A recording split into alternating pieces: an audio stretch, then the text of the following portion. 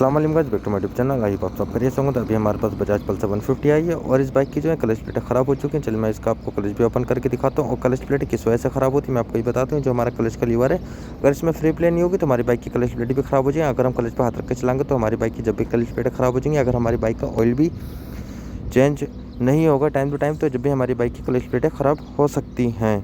अगर हम बाइक को गलत तरीके से यूज़ करें, क्लच को गलत तरीके से यूज़ करेंगे तो हमारी बाइक की क्लच प्लेटें भी ख़राब हो जाती हैं। जैसा अगर हम गाड़ी ज़्यादा गियर में उठाएंगे तो हमारी गाड़ी जब भी क्लच प्लेटें ख़राब कर देगी। तो हमें बिल्कुल भी ऐसा नहीं करना। तो चलिए इसी गाड़ी की क्लच प्लेटें चेंज करते हैं। ये मेरे पास न्यू क्लच प्लेट है और आप इसका बारकोड चेक कर सकते हैं। बजाज पल्सर 150 क्लच प्लेट है और ये जो क्लच प्लेट है काफ़ी ज़्यादा बाइक में आती है, आरएस में भी आती है, एनएस में भी आती है। सारी बाइक की क्लच प्लेट सेम होती है। तो एक क्लच प्लेट का फ़र्क होता है, किसी में 6 होती है, किसी में 5 क्लच प्लेट होती है। तो हमारी ये बजाज पल्सर 150 है।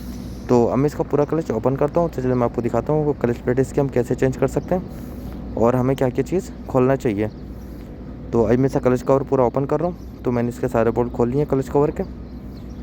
तो अब मैं इसका पूरा क्लच कवर ओपन करके फिर मैं आपको दिखाता हूँ हम क्लच प्लेटें बहुत ईजी चेंज कर सकते हैं। और क्लच के साथ साथ तो हमें इसका क्रैंक रोटर वो भी क्लीन करना है। तो मैं आपको क्रैंक रोटर भी दिखाता हूँ उससे क्या हमारी बाइक को बेनिफिट है।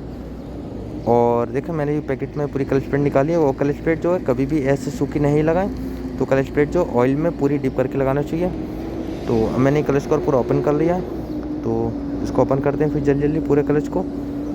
और इसका जो क्लच है बेरिंग ये भी हमें चेक करना चाहिए, ये भी बहुत जल्दी ख़राब हो जाता है। तो इसकी वजह से बाइक की क्लच प्लेट भी ख़राब हो जाती है। तो पूरी क्लच प्लेट इस बाइक की जल चुकी है। तो मैं इसे क्रैंक का रोटर पहले खोल रहा हूँ। तो क्रैंक का रोटर ओपन करूँगा। क्रैंक का रोटर ओपन करके फिर मैं आपको दिखाऊंगा इससे क्रैंक के रोटर में कितना ज़्यादा कचरा जमा हो गया पूरी क्लच प्लेट का। और अगर हम इसको नई टाइम पे क्लीन कराएंगे तो हमारी बाइक की क्रैंक भी सीज मार सकती है और हमारी बाइक में स्मूथनेस नहीं आएगी। तो इसको भी जैसे हमारी गाड़ी 5 से या 7,000 किलोमीटर चल चुकी है एक ऑयल पे, तो वो एक पे 4 पे 5 पे आई थिंक हमारी बाइक में हम कौन सा ऑयल डाला हम उस पर समय ज़्यादा डिपेंड होता है। तो हमें ये भी क्लीन कराना चाहिए।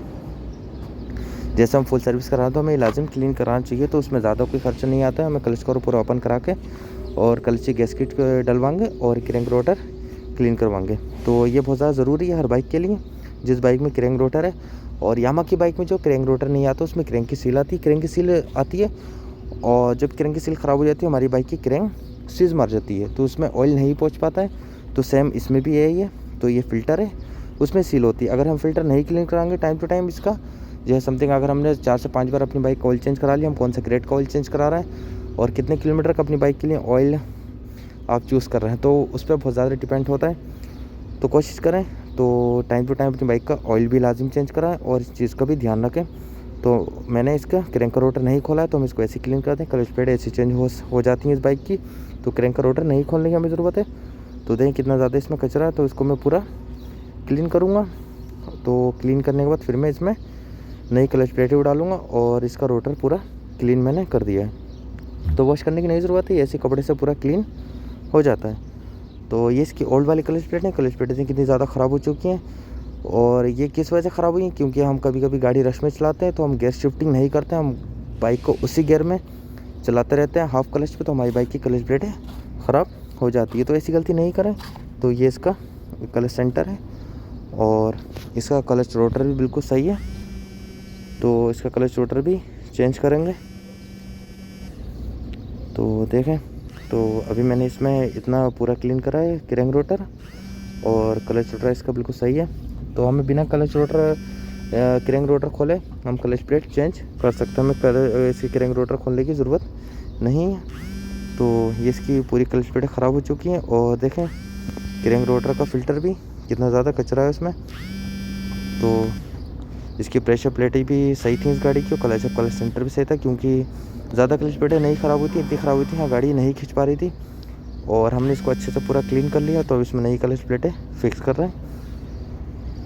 तो मैं इसको फिक्स करके फिर मैं आपको दिखाता हूँ। और कभी भी हम इस पर हैमर का यूज़ नहीं करना। हैमर का यूज़ कर देंगे तो हमारी गाड़ी में वाइब्रेशन ज़्यादा आना शुरू हो जाएगी, तो हमें ये भी नहीं करना है।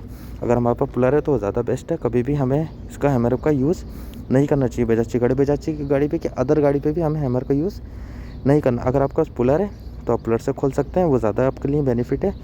और अगर हमारे पास एयर गन है तो हम उससे भी खोल सकते हैं। और इसका जो क्लच के अंदर जो इसका सेंटर के अंदर इसका टाइमिंग होता है, तो हमें टाइमिंग पे इसमें एक बिंदी होती है, बिंदी को देख के क्लच सेंटर हब के अंदर लगाना चाहिए। अगर नहीं लगाएंगे तो हमारी बाइक का क्लच सेंटर टूट जाएगा। अगर नहीं टूटेगा, अगर हम ऐसे फिक्स कर देंगे तो हमारी बाइक में वाइब्रेशन आना शुरू हो जाएगी। तो उस चीज़ का भी हमें ध्यान रखना बहुत ज़रूरी है। तो देखा मैंने इसको फिक्स कर दिया। और इसकी जो क्लच की नट की चूड़ी है वो उल्टी होती है हमेशा, बजाज की जितनी बाइक है। और जो क्रैंक रोटर की उसकी सीधी चूड़ी होती है। तो जिधर को मैं सेंटर घुमाया उसका नट उधर को खुलेगा, जिधर मैं घुमा रहा हूँ, और उस साइड में टाइट होगा। जो क्रैंक का रोटर है वो हमेशा नीचे को उसका नट खुलेगा, और इसका जिधर को मैं सेंटर घुमा रहा हूँ उधर को नट खुलेगा। तो इस बाइक का जो था बैलेंस सही था। और एक चीज़ का हमें और ध्यान रखना है, अब जो इसकी ये स्प्रिंग है, तो कभी कभी ऐसा होता है स्प्रिंग भी समटाइम हम जल्दबाजी में दबा देते हैं। तो हमें ऐसा भी नहीं करना है, स्प्रिंग भी चेक करके लगाना चाहिए अपनी बाइक में। अगर स्प्रिंग दब जाएगा तो हमारी बाइक का क्लच जब भी नहीं काम करेगा, और क्लच के स्प्रिंग अगर ख़राब हो जाएंगे तो हमारी बाइक का क्लच भी बिल्कुल अच्छा नहीं वर्किंग करेगा।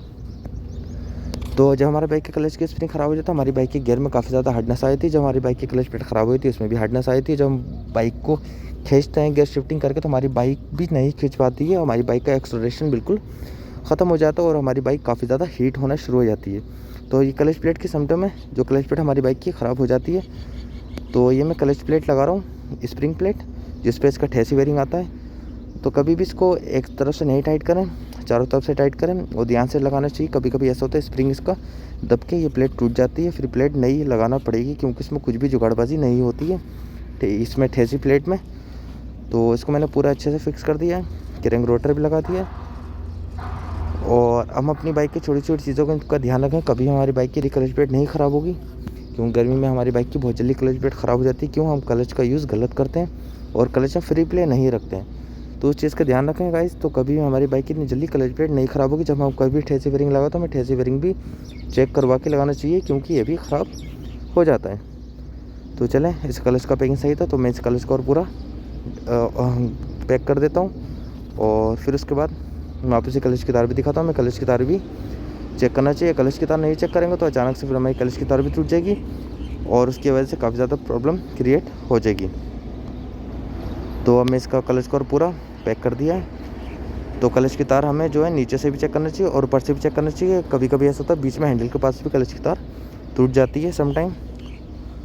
और फिर क्लच की तार हमें लोकल भी नहीं पड़वाना चाहिए। जैसे समथिंग अंदर की इनर खाली चेंज करा देते हैं, वो भी हमें नहीं कराना है। तो हमें पूरी क्लच केबिन चेंज कराना है। ओके गाइस, तो अगर हम खाली इनर पड़वा देंगे तो जब भी हमारी बाइक की क्लच प्लेट ख़राब हो जाएगी। तो हमें ऐसा बिल्कुल भी नहीं करना है। तो मैं इसको पूरा पैक करके फिर मैं आपको क्लच की तार भी दिखाता हूँ। तो इसमें क्लच की तार मैंने न्यू लगाई है। तो देखें, इससे क्लच की तार मैं आपको दिखाता हूँ कहाँ कहाँ से हमें चेक करना है। ये आगे से क्लच की तार से हमें पहले हमें यहाँ से चेक करना है और यहाँ से आगे से चेक करना है। दो तरफ से तार इसकी टूटी है, फिर हमें इसकी तार जो ऊपर से चेक करना है।